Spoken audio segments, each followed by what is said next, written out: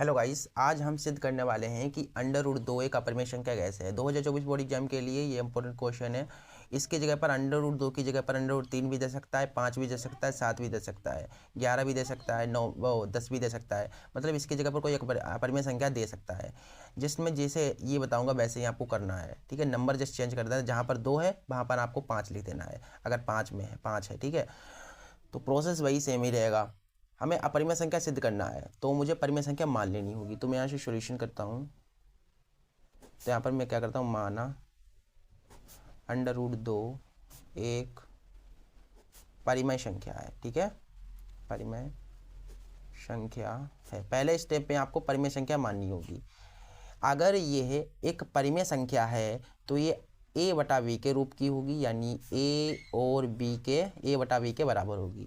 a और b क्या है जहाँ a और v पूर्णांक हैं।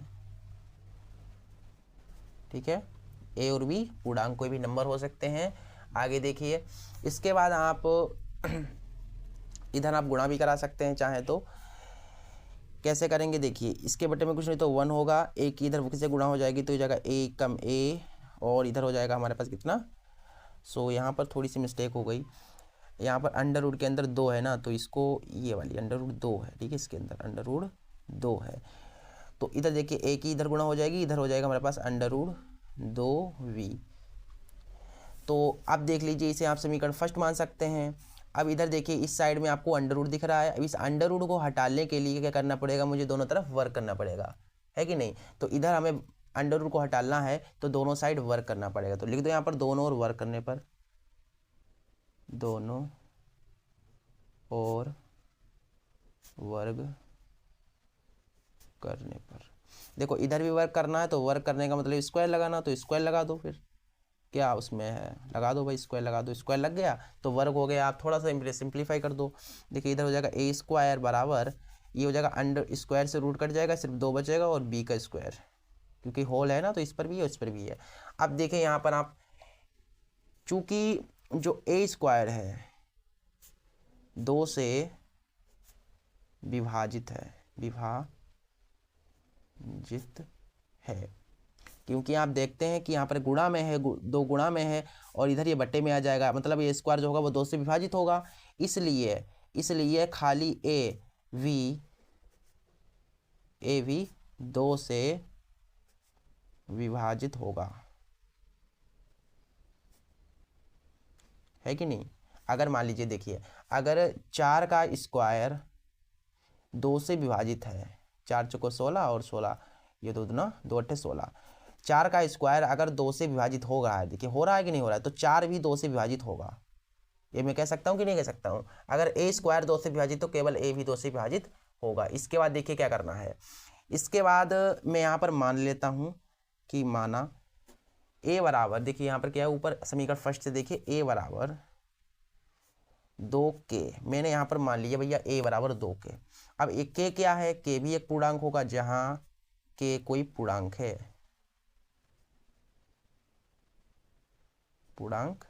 ठीक है, इस तरीके से।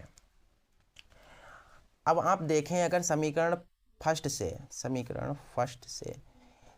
फर्स्ट में a बराबर हमें दिया गया है अंडर रूट 2v, तो इसकी जगह पर अंडर रूट 2v लिख सकता हूँ कि नहीं लिख सकता हूँ, बिल्कुल लिख सकता हूँ।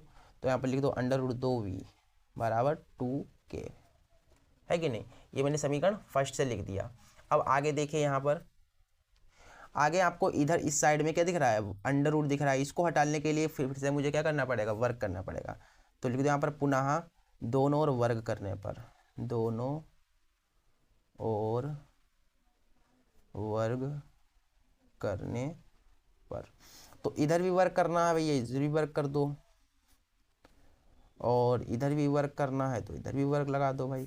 तो स्क्वायर से रूट कट जाएगा, ये हो जाएगा 2v स्क्वायर, इधर 2 दूना 4 k स्क्वायर, ये 2 दूना 4 कट के हमारे पास क्या आ जाएगा, v स्क्वायर बराबर 2k स्क्वायर।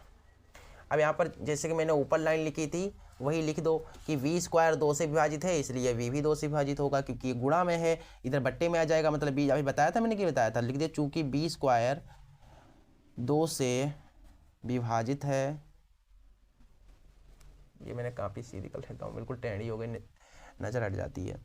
विभाजित है, ठीक है, इसलिए वी भी 2 से विभाजित होगा, 2 से विभाजित होगा, ठीक है। इतनी चीज़ आपको लिखनी है। आगे आप, मैं नेक्स्ट पेज ले लेता हूँ, उसके बाद बताता हूँ।